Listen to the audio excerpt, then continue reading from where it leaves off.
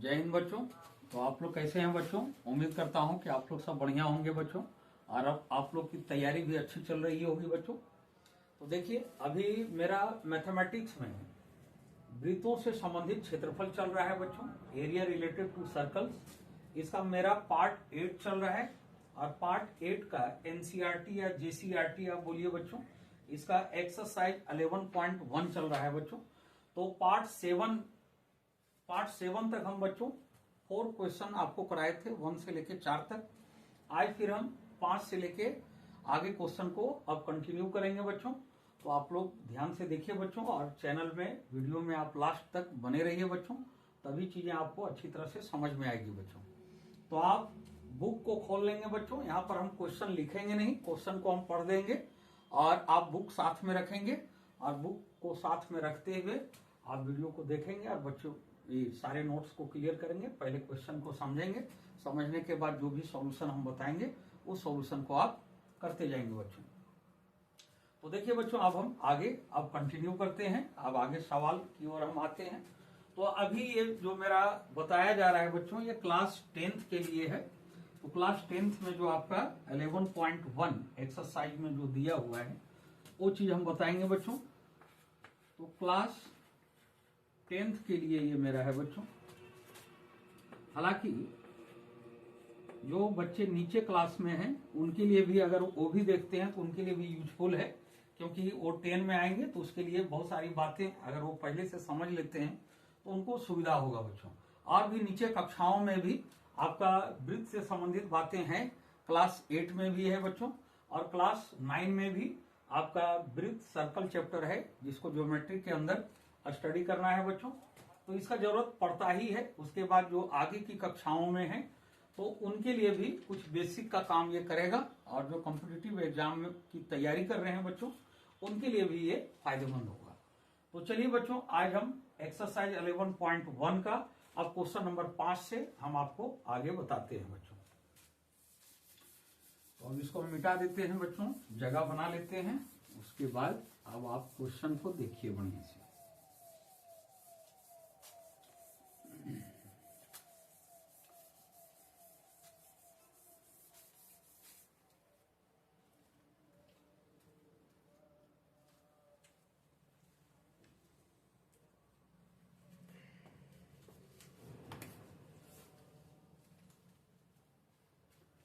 तो question number 5 से हम लोग को करना है बच्चों, 4 तक हम लोग कल कर चुके हैं। तो देखिए क्वेश्चन नंबर 5।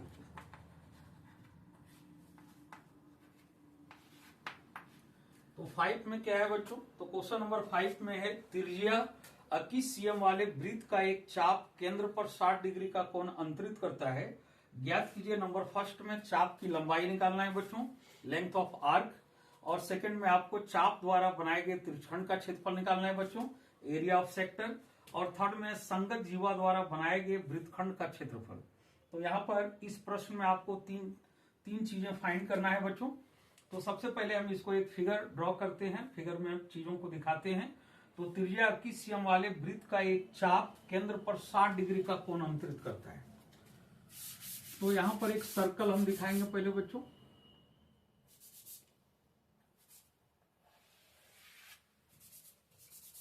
अब यहां सेंटर पर मेरा 60 डिग्री का एंगल बन रहा है बच्चों।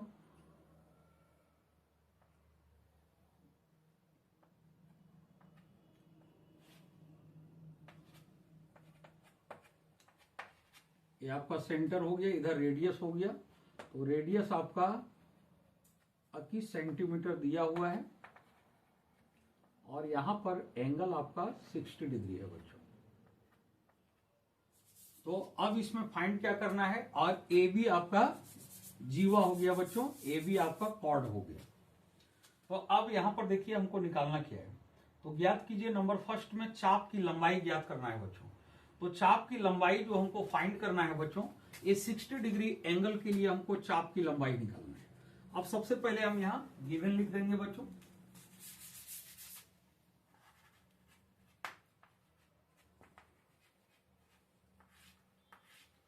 तो गिवन में क्या क्या दिया हुआ है? तो आर आपका रेडियस दिया हुआ है बच्चों, रेडियस आपका 21 cm है, और थीटा सेंटर पर जो एंगल बन रहा है बच्चों ये आपका 60 डिग्री है। ये दो चीजें गिवन है मेरा बच्चों, और ये दो ही चीज पर्याप्त है सवालों को सॉल्व करने के लिए। इसमें जो जो फाइंड करना है उसके लिए आर और एक एंगल, ये दो की ही जरूरत पड़ती है बच्चों। तो नंबर फर्स्ट में कह रहा है, नंबर फर्स्ट है आपका चाप की लंबाई निकालना है बच्चों, लेंथ ऑफ आर्क निकालना है। तो नंबर फर्स्ट देखिए चाप की लंबाई। तो 60 डिग्री के लिए चाप मेरा कौन सा बनेगा बच्चों, तो 60 डिग्री के लिए आपका जो ये आर्क बना आपका ये बना बच्चों, इसी का लेंथ हमको निकालना है। तो यहां पर हम सी डाल देते हैं बच्चों। तो यहां से यहां तक का हमको लेंथ निकालना है, क्योंकि 60 डिग्री के लिए जो मेरा आर्क बन रहा है बच्चों, 60 डिग्री एंगल के लिए जो मेरा चाप बन रहा है वो आपका यहां तक बन रहा है बच्चों। तो ये आपको पता है बच्चों 60 डिग्री के लिए आपका लघु चाप हो जाएगा। तो फॉर्मूला में कोई चेंजिंग नहीं है बच्चों, सिर्फ एंगल में चेंजिंग होता है। अगर हम लघु चाप 60 डिग्री के लिए निकाल रहे हैं तो 60 डिग्री के लिए लघु चाप हो जाएगा। उसके बाद इधर जो एंगल बचा बच्चों, तो सेंटर पर पूरे 360 का बनेगा।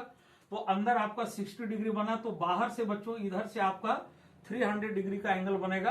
तो 300 डिग्री के लिए यानी यहां से यहां तक का जो आर्क होगा चाप की लंबाई, ये दीर्घ चाप की लंबाई होगी। और 60 डिग्री के लिए आपका यहां से यहां तक की लंबाई हमको निकालना है बच्चों, जो कि आपका लघु चाप कहलाएगा बच्चों, माइनर आर्क कहलाएगा। तो फर्स्ट में निकालना है चाप की लंबाई, चाप की लंबाई। इसको आप शॉर्ट में इस तरह भी लिख सकते हैं बच्चों, लेंथ ऑफ आर्क। तो आर्क एसीबी हो गया, इस तरह से लिखना है बच्चों शॉर्ट में, लेंथ ऑफ आर्क एसीबी। ये आपका आर्क का सिंबल है बच्चों, लेंथ ऑफ आर्क एसीबी। तो आर्क एसीबी, इसका लेंथ निकालना है बच्चों, सिर्फ एसीबी ये जो लेंथ है ये निकालना है। तो इसके लिए हम फॉर्मूला आपको बताए थे बच्चों। तो फॉर्मूला क्या था, हम आपको ट्रिक बताए थे कि कैसे फॉर्मूला को फाइंड किया जाता है। अगर आप पिछला वीडियो नहीं देखे हैं बच्चों तो आप वीडियो देख लेंगे, तब चीजें आपको ज्यादा अच्छा से समझ में आएगी बच्चों। तो आर्क जो होता है बच्चों, पूरे परिधि का सरकमफ्रेंस का एक पार्ट होता है बच्चों। तो कितना पार्ट होगा ये आर्क, तो इसका एंगल है 60 डिग्री। तो इसका फॉर्मूला ये होता है बच्चों, ये फॉर्मूला हम बता चुके हैं, थीटा अपॉन 360 डिग्री। और ये चूंकि परिधि का एक हिस्सा होता है, पूरे वृत्त की परिधि आपका 2 पाई आर होता है परिधि का फॉर्मूला। आप यहां पर वैल्यू पुट कर दीजिए बच्चों। इसको अगर आप शॉर्ट करना चाहते हैं तो यहां से यहां आप कट कर सकते हैं बच्चों। तो 180 डिग्री हो गया। तो आप formula theta upon 360 degree into 2 pi r ध्यान में रखिए, या तो theta upon 180 degree into pi r. तो ये हो गया। अब थीटा का वैल्यू पुट कर दीजिए बच्चों। तो थीटा आपका 60 डिग्री हो गया। तो 60 डिग्री अपॉन 180 डिग्री और इंटू पाई आर। तो पाई का वैल्यू आपको लेने के लिए यहाँ क्वेश्चन में नहीं बोला है बच्चों। तो पाई का वैल्यू अगर पॉइंट में लेने के लिए नहीं कहता है, क्वेश्चन में मेंशन नहीं रहता है, तो आपको 22/7 ही यूज करना है। तो हम यहाँ 22/7 का यूज करेंगे। और रेडियस आपका 21 cm है बच्चों, ये 21 cm हो गया। अब यहाँ पर कट कर दीजिए बच्चों। तो ये 3 बार में कट हो जाएगा। अब यहाँ से इसको कट कर दीजिए, ये 7 बार में हो गया। फिर 7 को कट कर देंगे बच्चों। तो मेरा आर्क की जो लेंथ निकला बच्चों, ये आपका 22 cm आया। एक आंसर आपका ये हो गया बच्चों। अब हम नेक्स्ट क्वेश्चन को देखेंगे बच्चों। तो अगला मेरा है चाप द्वारा बनाए गए त्रिज्यखंड का क्षेत्रफल। अब चाप द्वारा जो त्रिज्यखंड बना है बच्चों, तो इस आर्क के द्वारा, तो ये आर्क हो गया और ये आपका जीवा हो गया, जीवा यानी कॉर्ड हो गया। तो आर्क और जीवा, तो यहां किस तरह से क्वेश्चन में बोला है बच्चों, सेकंड में चाप द्वारा बनाए गए त्रिज्यखंड का क्षेत्रफल। तो इस चाप द्वारा आर्क द्वारा जो मेरा त्रिज्यखंड बना है बच्चों, ये मेरा ये त्रिज्यखंड बना है। तो इस त्रिज्यखंड का हमको क्षेत्रफल निकालना है बच्चों। तो ये कौन सा त्रिज्यखंड होगा बच्चों, तो आप पता कीजिए 60 डिग्री के लिए है, तो आपका ये लघु त्रिज्यखंड होगा। हालांकि फॉर्मूला में कोई अंतर नहीं है बच्चों, इसलिए आप डायरेक्ट फॉर्मूला लिख दीजिए। तो चलिए अब नंबर 2 करेंगे। उम्मीद करता हूं कि एक फर्स्ट आपको समझ में आ गई होगी बच्चों। अब नंबर 2 में आइए।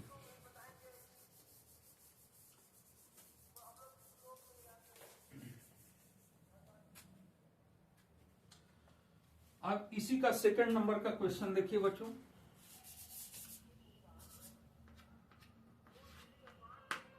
तो सेकंड नंबर का आपका क्वेश्चन है, चाप द्वारा बनाए गए त्रिखंड का क्षेत्रफल। चाप द्वारा बनाए गए त्रिखंड का क्षेत्रफल।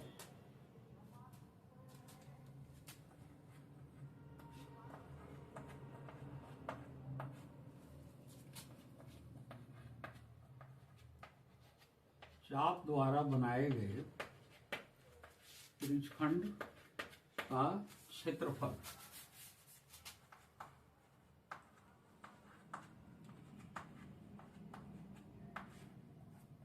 इसको आप शॉर्ट में इस तरह से लिख सकते हैं बच्चों, एरिया।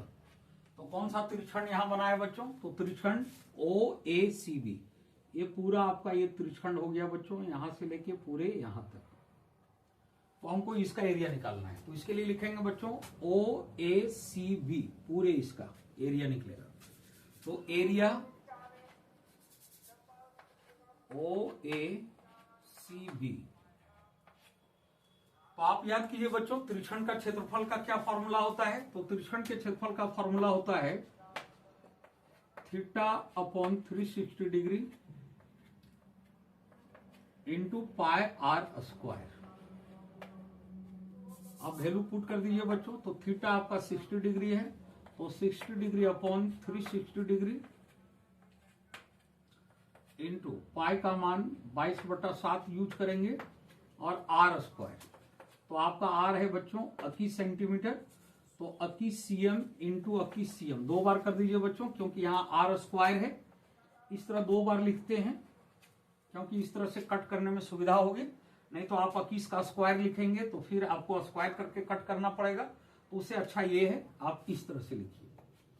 तो ये 6 बार में कट हो जाएगा बच्चों।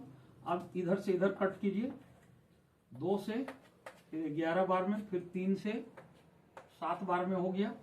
अब क्या करना है बच्चों? अब फिर एक 7 और एक ये 7, ये कट हो गया बच्चों। अब जो बचा उसको मल्टीप्लाई कर देना है बच्चों। तो क्या बचा है? नीचे तो कुछ बचा नहीं है बच्चों। अब जो भी बचा है मेरा ऊपर बचा हुआ है। तो ऊपर मेरा यहाँ 11 है बच्चों और यहाँ 21 cm है। अब इसको मल्टीप्लाई कर देंगे। तो मल्टीप्लाई कीजिए बच्चों, 11 का 11 के 1, हाथ में 1 हो गया, 11 दूनी 22 और 1 23, यानी 231। अब यहाँ पर एक चीज ध्यान रखना है बच्चों, यहाँ पर हम एरिया निकाल रहे हैं, तो एरिया का यूनिट स्क्वायर में होता है बच्चों। तो ये मेरा सेंटीमीटर में दिया हुआ है, तो cm स्क्वायर। और यहाँ भी, यहाँ से भी आप कर सकते हैं, यहाँ cm इंटू cm, आपका cm स्क्वायर हो जाएगा।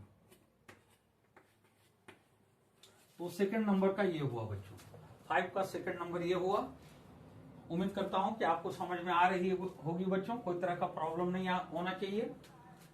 अब आते हैं हम लोग बच्चों अगला नंबर का क्वेश्चन। अब क्वेश्चन नंबर 3 देखिए, 3 में क्या कहा जा रहा है।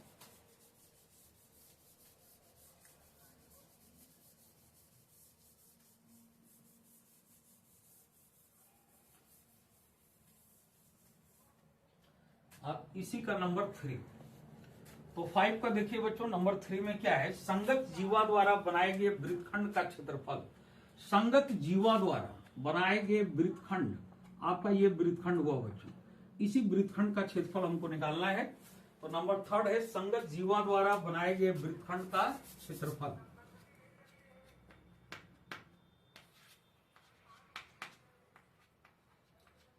संगत जीवा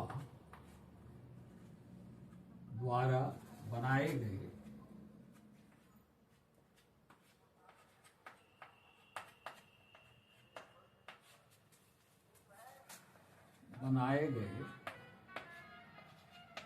वृत्तखंड का क्षेत्रफल।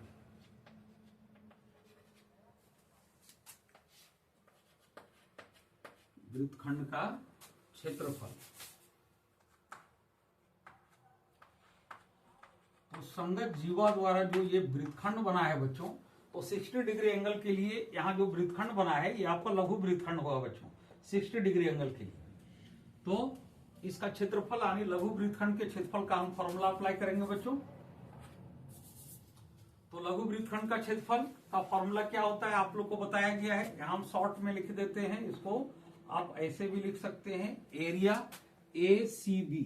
ACB कहने का मतलब यहाँ एरिया है बच्चों, तो एरिया मतलब इस पार्ट का निकालना है बच्चों। तो लेंथ में भी हम ACB लिखे थे आर्क का, तो लेंथ कहने का मतलब सिर्फ ये हुआ बच्चों, सिर्फ ये वाला, ये लेंथ हुआ। और एरिया कहने का मतलब हुआ ये बच्चों कि ये वाला जो भाग है इसका हमको एरिया निकालना है, तो इसको भी हम ACB ही लिखेंगे, उसी रूप में लिखाएगा बच्चों। तो एरिया ACB, तो क्या होता है इसका बच्चों फॉर्मूला, तो इसका फॉर्मूला हम बताएं, हाफ इंटू R स्क्वायर, और फिर ब्रैकेट में लेना है बच्चों, तो ब्रैकेट में होता है थीटा अपॉन 180 डिग्री और इंटू पाई और माइनस साइन थीटा, यहाँ इंटू है बच्चों, ये into pi minus sine theta. यहाँ थोड़ा सा जगह नहीं हो पा रहा है बच्चों, थोड़ा नीचे करके हम लिख देते हैं।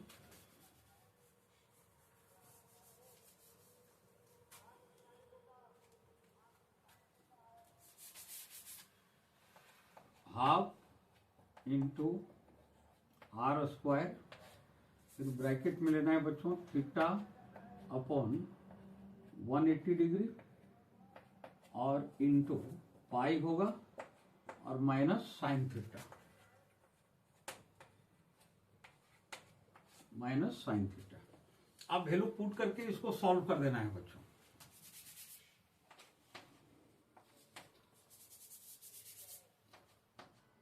तो 1/2 R स्क्वायर, तो R आपका 21 है बच्चों, तो यहां पर 21 का स्क्वायर लिख दीजिए बच्चों। सेंटीमीटर आप लिखेंगे तो लिखिए बच्चों, नहीं तो कोई जरूरी नहीं है, सेंटीमीटर आप नहीं भी लिख सकते हैं, लेकिन लिख देते हैं।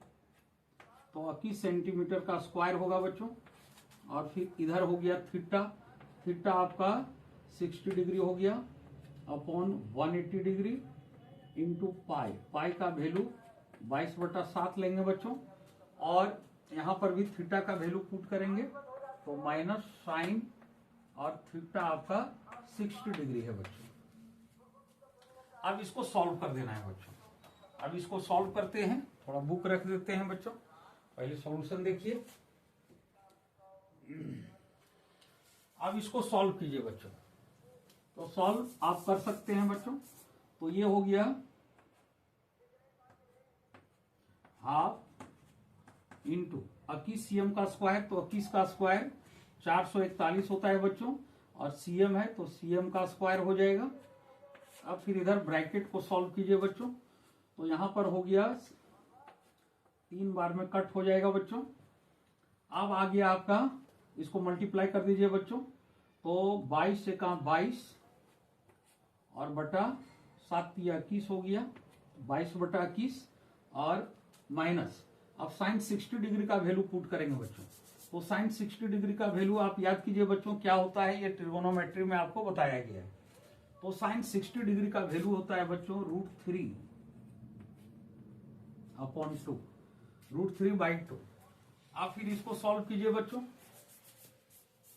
तो आप ऐसा करते हैं बच्चों, इसका सॉल्यूशन आप इस टाइप से कीजिए, ज्यादा टफ नहीं करना है, थोड़ा सिंपल वे में आप ऐसे कीजिए। इसका CM स्क्वायर आप ले सकते हैं बच्चों, और अगर नहीं भी लीजिएगा तो कोई दिक्कत नहीं है। तो अब यहां आप इस तरह से इसको कीजिए, यहां ऐसे कर देते हैं, इसको 1 से मल्टीप्लाई कर देते हैं, अपॉन 2 हो गया, और फिर यहां CM स्क्वायर। अब फिर आपका ये हो गया 22/21, इसको ऐसा ही छोड़ दीजिए बच्चों, इसमें आपको कुछ नहीं करना है, आप ऐसा ही छोड़ दीजिए। अब हम यहां क्या करेंगे बच्चों, अब थोड़ा इधर हम सॉल्व कर देते हैं, उधर जगह नहीं बच रहा है।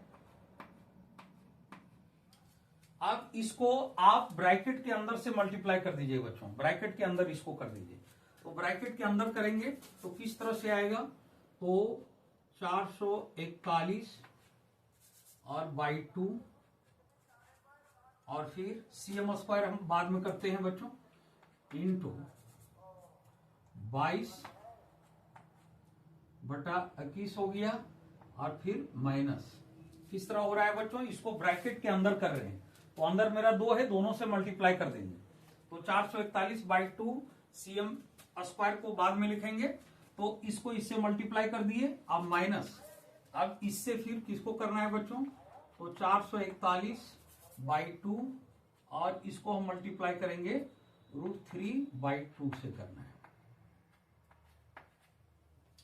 √3/2 से। अब देखिए बच्चों, यहां जो जो कटता है उसको काट देना है,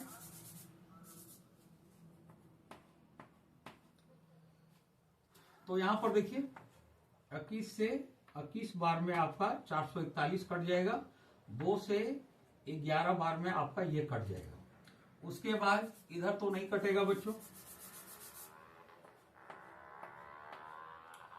तो अब इसको मल्टीप्लाई कर दीजिए, तो 11 का 11 ये 1 हो गया, और CM स्क्वायर आप ब्रैकेट करके बच्चों लास्ट में आप लगा दीजिए, यहां पर जो CM स्क्वायर हम छोड़े थे वो ब्रैकेट करके आप लास्ट में यहां लगा दीजिए बच्चों, इस जगह पर CM स्क्वायर दोनों के साथ जाएगा, इसलिए ब्रैकेट करके बाहर में लगा दीजिए।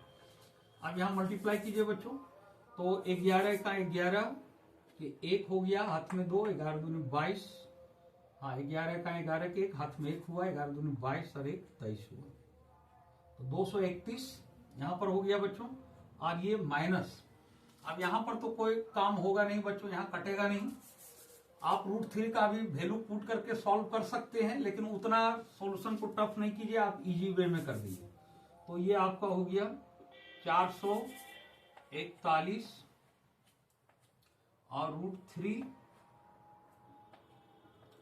441 √3 और अपॉन 4 हो गया बच्चों, ये 2 2 जा 4 हो गया, तो यही रूप में इसका आंसर हो गया बच्चों। थोड़ा सा अच्छा से लिख देते हैं, 231 आया और फिर माइनस आपका ये आया, इतना CM स्क्वायर आपका आंसर हो जाएगा बच्चों, और आंसर शायद आपका NCERT बुक में JCERT में इसी फॉर्म में दिया होगा बच्चों, आप आंसर मैच कर लेंगे, 231 माइनस 441 √3 और अपॉन 4 हो जाएगा, और यहां पर आपका CM स्क्वायर हो जाएगा बच्चों। थोड़ा सा आप आंसर देख लीजिए बच्चों कि इसका आंसर क्या है, हम भी थोड़ा देख लेते हैं बच्चों कि इसका आंसर इसी रूप में रखा है या कोई दूसरा फॉर्म में रखा हुआ है, तो जिस तरह से रखा होगा उस तरह से हम फिर इसको ला देंगे बच्चों। हाँ, तो पुराने बुक के अनुसार एक्सरसाइज 12.2 है और क्वेश्चन नंबर 5 का 3, हाँ यही है बच्चों, आपका 231 माइनस 441 √3 अपॉन 4 है और CM स्क्वायर, आपका आंसर एग्जैक्ट है बच्चों, ये आपका आंसर हो गया। तो यहां पर मेरा क्वेश्चन नंबर 5 कंप्लीट हो जाता है बच्चों। अब हम आगे क्वेश्चन की ओर आएंगे, तो इसको मिटा देते हैं बच्चों। उम्मीद करता हूं कि सॉल्यूशन आपको बहुत अच्छा से समझ में आ गया होगा बच्चों। सॉल्यूशन को ज्यादा टफ नहीं बनाना है, जितना इजी वे में है उस तरह से आपको करके दिखाना है बच्चों। तो अब हम इसको मिटाते हैं बच्चों और आगे क्वेश्चन की ओर अब बढ़ते हैं।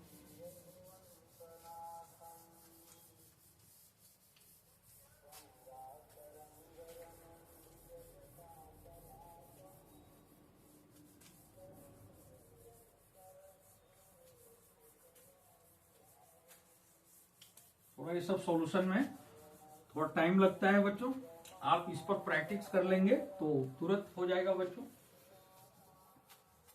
अब आते हैं हम लोग नेक्स्ट क्वेश्चन की ओर।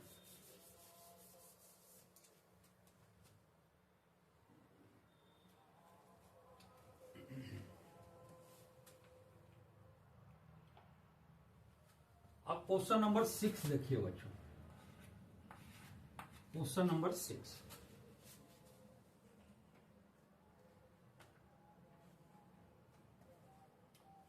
क्वेश्चन नंबर 6 क्या है बच्चों, ध्यान दीजिए।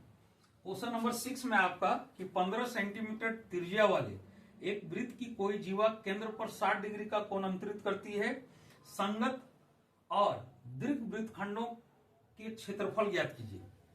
तो इस प्रश्न को हम थोड़ा सा समझा दे रहे हैं बच्चों, और ये आपका होमवर्क में रहेगा, इसको आपको होमवर्क में करना है बच्चों।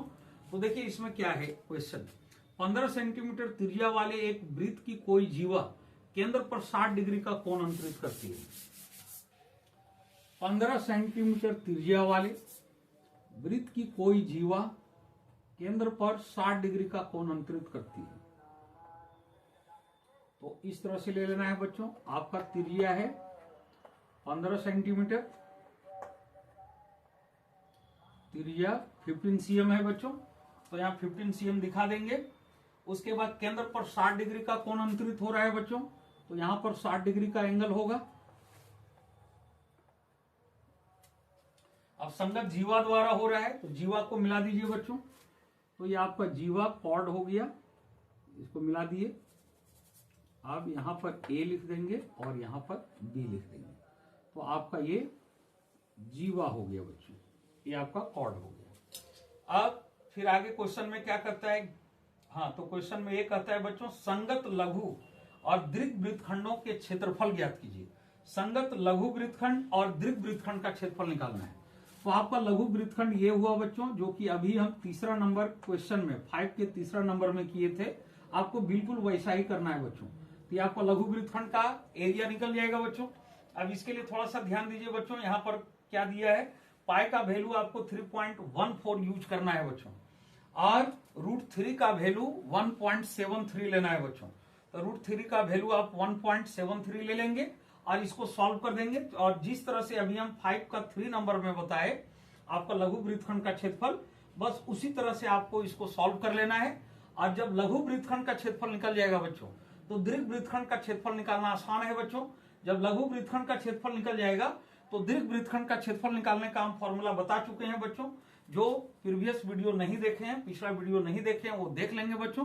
तो देख लेने के बाद आप फिर दीर्घ वृत्तखंड का क्षेत्रफल आराम से निकाल सकते हैं। उसके लिए पूरे वृत्त के क्षेत्रफल में से आपको ये लघु वृत्तखंड का क्षेत्रफल माइनस करना पड़ेगा बच्चों। तो ये आपके लिए होमवर्क है बच्चों, ये आप घर में करेंगे बच्चों। और अगर प्रॉब्लम आएगी तो कमेंट करके आप बताएंगे बच्चों, फिर इस क्वेश्चन को कर दिया जाएगा बच्चों। लेकिन आप प्रयास कीजिए, प्रॉब्लम नहीं आएगा। चलिए हम आगे क्वेश्चन की ओर अब बढ़ते हैं बच्चों। क्वेश्चन नंबर 8 में क्या है बच्चों, 15 मीटर भुजा वाले एक वर्गाकार घास के मैदान के एक कोने पर लगे खूंटे से एक घोड़े को 5 मीटर लंबी रस्सी से बांध दिया गया है बच्चों। तो यहाँ पर देखिए 15 मीटर भुजा वाले एक वर्गाकार घास का मैदान है। तो एक वर्गाकार घास का मैदान यहां दिखा देंगे बच्चों, वर्ग के शेप में लेना है बच्चों।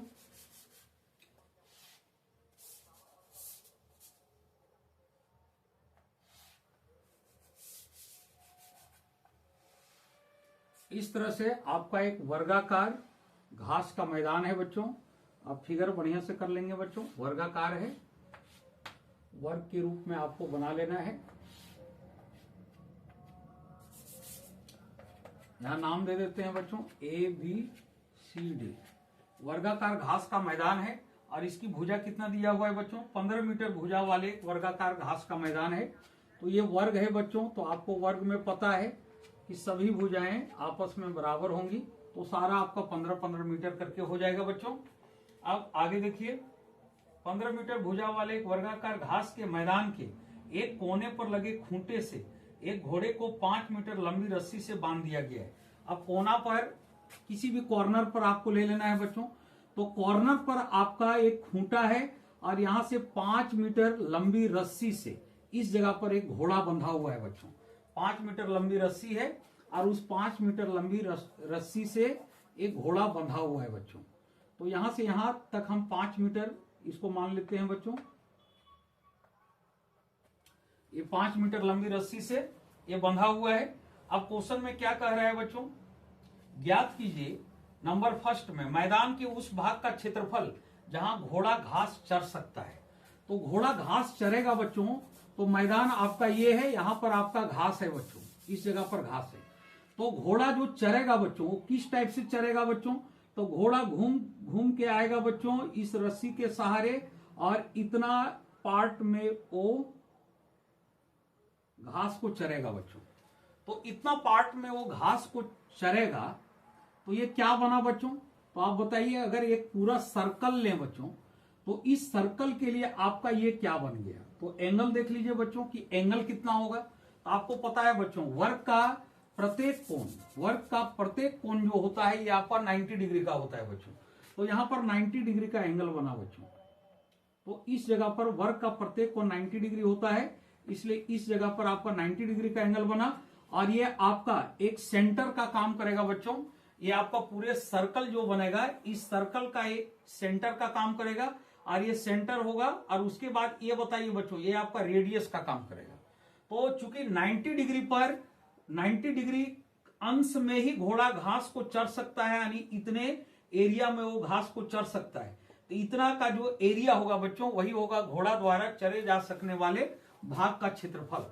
तो ये आपका त्रिज्यखंड का क्षेत्रफल, ये आपका एक सेक्टर बना बच्चों। सेक्टर आप कह सकते हैं, या अगर 90 डिग्री पर बना है तो पूरे वृत्त का चतुर्थांश आप कह सकते हैं बच्चों। तो घोड़ा द्वारा चरे जा सकने वाले भाग का जो क्षेत्रफल होगा बच्चों, वो आपका हो जाएगा त्रिज्यखंड का क्षेत्रफल। तो यहां पर एक नाम अगर आप करना चाहेंगे तो नाम भी कर सकते हैं। तो यहाँ ए हो गया, अब इस जगह नाम हम बी दे देते हैं बच्चों, और इस जगह नाम हम सी दे देते हैं, और इस जगह भी नाम कुछ दीजिएगा तो आप डी दे दीजिए। तो हमको एरिया निकालना है, घोड़ा कितने क्षेत्र में घास को चरेगा। तो ए बी डी सी, चाहे ए सी डी बी, ए सी डी बी। तो ए सी डी बी आपका एक त्रिज्यखंड बन गया बच्चों। तो त्रिज्यखंड के फॉर्मूला से आप बना दीजिए, या तो ये 90 डिग्री पर है तो पूरे वृत्त का ये चौथा हिस्सा है, तो वृत्त का चतुर्थांश के क्षेत्रफल से भी आप बना सकते हैं बच्चों। क्वाड्रेंट ऑफ सर्कल का एरिया से भी आप बना सकते हैं। तो 8वां में अब नंबर फर्स्ट के लिए बच्चों, तो नंबर फर्स्ट के लिए आपका रेडियस हो गया 5 मीटर। वो जो रस्सी की लंबाई है ये आपका रेडियस का काम करेगा बच्चों। एडी आपका रेडियस होगा जो रस्सी की लंबाई है। उसके बाद थीटा, थीटा आपका 90 डिग्री होगा बच्चों। और 90 डिग्री क्यों हुआ, क्योंकि वर्ग का प्रत्येक कोण 90 डिग्री होता है बच्चों। आप यहां पर लिख सकते हैं कि वर्ग का प्रत्येक कोण 90 डिग्री होता है। तो थीटा मालूम हो गया, आर मालूम हो गया, तो आप नंबर फर्स्ट में जो कह रहा है वो निकाल दीजिए। तो मैदान के उस भाग का क्षेत्रफल जहां घोड़ा घास चर सकता है बराबर हो जाएगा आपका त्रिज्यखंड ए बी डी सी का क्षेत्रफल। तो त्रिज्यखंड का क्षेत्रफल theta upon 360 degree into pi r square हो जाएगा बच्चों। तो थीटा आपका 90 डिग्री दिया हुआ है, आर दिया हुआ है, आप सॉल्व कर लेंगे, आपका ये बन जाएगा। तो ये आपके लिए होमवर्क है बच्चों। फिर अगला सवाल है, चरे जा सकने वाले क्षेत्रफल में वृद्धि यदि घोड़े को 5 मीटर लंबी रस्सी के स्थान पर 10 मीटर लंबी रस्सी से बांध दिया जाए। अब सवाल में यह है बच्चों कि अगर घोड़ा को 5 मीटर लंबी रस्सी के स्थान पर अगर 10 मीटर लंबी रस्सी से बांध दिया जाए तो इसका डबल, रस्सी की लंबाई इसका डबल ले लेंगे बच्चों। और जब रस्सी की लंबाई इसका डबल लेंगे तो आप घोड़ा कितने भाग में घास को चरेगा बच्चों। तो घूम घूम के यहां से यहां तक वो चरेगा, और फिर आपका यहां से यहां तक आपका घोड़ा घास को चरेगा बच्चों। तो अब 10 के लिए हम निकालेंगे नंबर सेकंड में। तो अब हमको त्रिज्या 10 मीटर लेना पड़ेगा बच्चों, रेडियस आपको 10 मीटर लेना है, थीटा आपका वही रहेगा बच्चों। अब 10 मीटर पर यहां भी एक आपका सेक्टर बन गया है बच्चों, यहां भी आपका एक त्रिज्यखंड बन गया है। तो इस त्रिज्यखंड का क्षेत्रफल निकालेंगे तो अंतर क्या होगा बच्चों, आपको आर की जगह 10 मीटर यूज करना है, और थीटा तो आपका वही है बच्चों। तो 10 मीटर आप यूज करके पूरे यहां से लेके इसका पूरा एरिया निकल जाएगा बच्चों। यहां तक के लिए कहने का मतलब हुआ कि ये पूरे एरिया निकल जाएगा बच्चों। तो अब कितना वृद्धि हुआ, एरिया में कितना वृद्धि हुआ, तो जो हम 5 मीटर के लिए निकाले हैं बच्चों, तो 5 मीटर के लिए जितना निकला है 10 मीटर के लिए निकालेंगे तो 10 मीटर त्रिज्यखंड के लिए, मतलब त्रिज्या के लिए जो त्रिज्यखंड का एरिया निकलेगा उसमें से इस एरिया को माइनस कर देंगे बच्चों। तो हमको पता चल जाएगा कि कितना वृद्धि हुआ बच्चों, चले जा सकने वाले क्षेत्रफल में वृद्धि। तो इस तरह से आप इसको निकाल लेंगे बच्चों, ये आपके लिए होमवर्क है बच्चों। और यहां पर पाए आपका 3.14 प्रयोग करने बोला है, तो 3.14 आप लेंगे बच्चों। अब नेक्स्ट क्वेश्चन फिर इसी तरह है बच्चों। तो नेक्स्ट क्वेश्चन, अब आगे के सवालों में कोई ज्यादा प्रॉब्लम नहीं है बच्चों, आप ट्राई करेंगे, आपको ये होमवर्क है बच्चों, तो आप लोग कोशिश करके देखेंगे और फिर हम नेक्स्ट पार्ट में आगे की सवाल को भी कर देंगे। लेकिन आप पहले प्रैक्टिस करके देखिए बच्चों कि आपसे हो पा रहा है या नहीं हो पा रहा है। तो चलिए बच्चों, आज यहीं तक। तो आप पूरे वीडियो को एक बार बढ़िया से समझिए बच्चों, और समझने के बाद सारे क्वेश्चन को आप सॉल्व कीजिए बच्चों, और आप लगातार चैनल पर बने रहिए बच्चों। आपको और भी सवाल कराए जाएंगे बच्चों, और सवाल कराने के साथ साथ बोर्ड लेवल का कुछ क्वेश्चन भी कराया जाएगा बच्चों जो इंपॉर्टेंट है, तो वो सब सारे प्रैक्टिस कराए जाएंगे। तो आप चैनल में अवेलेबल, मतलब चैनल में सारी चीजें आपका अवेलेबल कराया जाएगा बच्चों, तो आप चैनल में लगातार बने रहिए।